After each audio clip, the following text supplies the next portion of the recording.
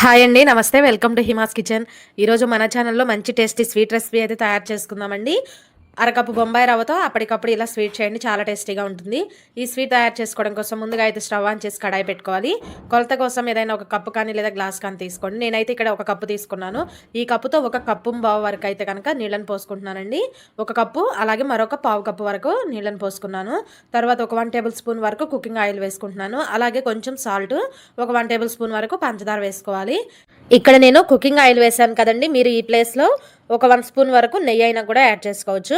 ఇప్పుడు మొత్తం బాగా కలుపుకొని పంచదార పూర్తిగా కరిగిపోయి మనకి ఈ వాటర్ అనేవి బాగా మరగాలండి. ఇలా హై ఫ్లేమ్ పెట్టుకొని ఒక 2-3 నిమిషాలకు నీళ్లు బాగా ఈ విధంగా మరుగుతున్నప్పుడు మనం ఏ కప్పుతో నీళ్లను పోసుకున్నామో అదే కప్పుతో ఒక అరకప్పు వరకు బొంబాయి రవ్వ వేసుకోవాలి.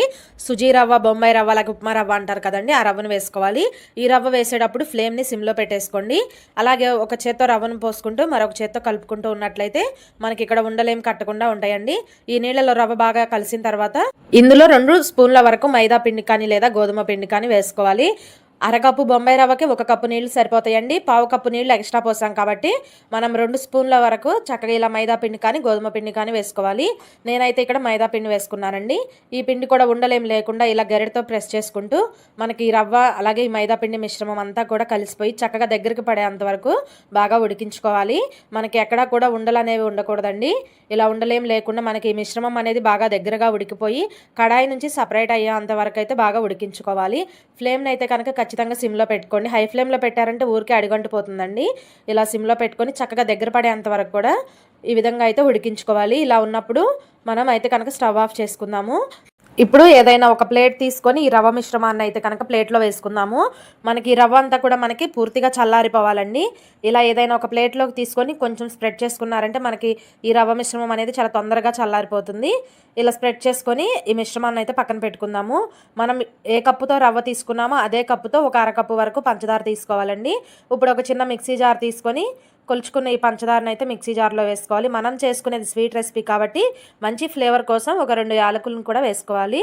మూత పెట్టి వీలైనంత మెత్తగా అయితే పౌడర్లా చేసుకుందాము.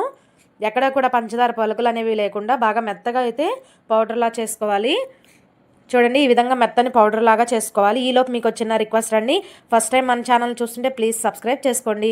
అలాగే వీడియో నచ్చితే ఒక చిన్న లైక్ చేయడం అసలు మర్చిపోవద్దు. చూడండి, మనం ఈ పంచదార గ్రైండ్ చేసేలోపు చక్కగా ఈ రవ్వ మిశ్రమం అంతా కూడా పూర్తిగా చల్లారిపోయింది. ఇందులో ఒక 1 స్పూన్ వరకు తెల్ల నువ్వులు ఉంటాయి కదా, అవి వేసుకోండి. మనం స్వీట్ తినేటప్పుడు మనకి మధ్య మధ్యలో తగులుతూ చాలా టేస్టీగా ఉంటుందండి స్వీట్ అయితే. అలాగే ఒక చిటికెడు వంట సోడా వేసుకోవాలి. అలాగే ముందుగా గ్రైండ్ చేసుకున్న షుగర్ పౌడర్ కూడా వేసేసుకోవాలండి. ఇప్పుడు ఈ మొత్తం కూడా బాగా కలిసే విధంగా కలుపుకోవాలి. మనకి ముందు రవ్వ మిశ్రమం బాగా గట్టిగా ఉన్నట్టు అనిపిస్తుంది. ఈ పంచదార పౌడర్ వేసిన తర్వాత కాస్త లూజ్ అవుతుందండి. మీకు కనుక బాగా లూజ్గా అనిపిస్తే మరొక 1 స్పూన్ వరకు మైదా కానీ లేదా గోధుమ పిండి కానీ వేసుకోండి. ఈ కొలతలతో చేశారంటే మీకు ఇంకా ఎక్స్ట్రాగా పిండి ఏం పట్టదండి. చూడండి, ఈ విధంగా మనకి ఈ మిశ్రమం అనేది సాఫ్ట్గా అవుతుంది. ఇలా కలుపుకోవాలి. ఇప్పుడు చేతికి కొంచెం ఆయిల్ కానీ లేదా నెయ్యి కానీ అప్లై చేసుకొని కొంచెం కొంచెం పిండిని తీసుకొని ఇలా బాల్లా చేసి అరచేతిలో ఈ విధంగా కాస్త మీడియంగా ప్రెస్ చేసుకోవాలి. మరీ పల్చగా ఉండకూడదండి, ఇవి కాస్త మందంగానే ఉండాలి. ఇప్పుడు పెన్ కానీ లేదా పెన్సిల్ కానీ తీసుకొని ఈ విధంగా అయితే ఒక చిన్న హోల్లా పెట్టుకోవాలి. ఇలా పెట్టుకోవడం వల్ల ఫ్రై చేసినప్పుడు లోపల వరకు కూడా చక్కగా ఫ్రై అవుతాయండి. తినేటప్పుడు బాగా క్రిస్పీగా అయితే ఉంటాయి. చూడండి, ఇలా వీడియోలో చూపిస్తున్న విధంగా కొంచెం కొంచెం పిండిని తీసుకొని ఇలా రౌండ్ బాల్లా చేసి అరచేత కొంచెం లైట్గా ప్రెస్ చేయండి. ఇలా పెన్ కానీ పెన్సిల్ కానీ తీసుకొని వెనక వైపుకి తిప్పుకొని ఇలా హోల్ పెట్టుకుంటే చూడండి ఈ విధంగా అయితే తయారవుతాయండి. మీకు ఇలా వద్దనుకుంటే మీకు నచ్చిన షేప్లో అయితే తయారు చేసుకోవచ్చు. వీటిని పక్కన పెట్టుకొని స్టవ్ ఆన్ చేసి కడాయి పెట్టుకొని డీప్ ఫ్రైకి సరిపడా ఆయిల్ పెట్టుకుందాము. ఆయిల్ కూడా చూడండి చక్కగా హీట్ అయింది. ఇప్పుడు మనం ప్రిపేర్ చేసుకున్న వాటిని అయితే ఒక్కొక్కటిగా ఆయిల్లో వేసుకుందాము. వీటిని మీడియం ఫ్లేమ్లో ఫ్రై చేసుకోవాలండి. హై ఫ్లేమ్ పెట్టారంటే కలర్ మారుతుంది, కానీ లోపల ఈ రవ్వ మిశ్రమం అనేది కొంచెం పచ్చిదనంగా ఉంటుంది. కాబట్టి మీడియం ఫ్లేమ్లో పెట్టుకొని ఫ్రై చేసుకోవాలి. వేసిన వెంటనే గరిటెతో కలపకుండా ఒక 2 నిమిషాల తర్వాత స్పూన్ తీసుకొని ఈ విధంగా అటు ఇటు తిప్పుకుంటూ వీటిని అయితే ఫ్రై చేసుకోవాలండి. ఇవి ఫ్రై అయ్యే లోపైతే ఇంకా కొంచెం రవ్వ మిశ్రమం ఉంది కదండి, వాటిని కూడా ఇలాగైతే తయారు చేసి పెట్టుకుందాము. ఇవి చూడండి చక్కగా మనకి లైట్గా గోల్డెన్ బ్రౌన్ కలర్ వచ్చేంత వరకు చక్కగా ఫ్రై చేసుకోవాలి. మీడియం ఫ్లేమ్లో ఫ్రై చేసుకుంటే మనకి చక్కగా పైన క్రిస్పీగా లోపల సాఫ్ట్గా చాలా బాగా ఫ్రై అవుతాయండి.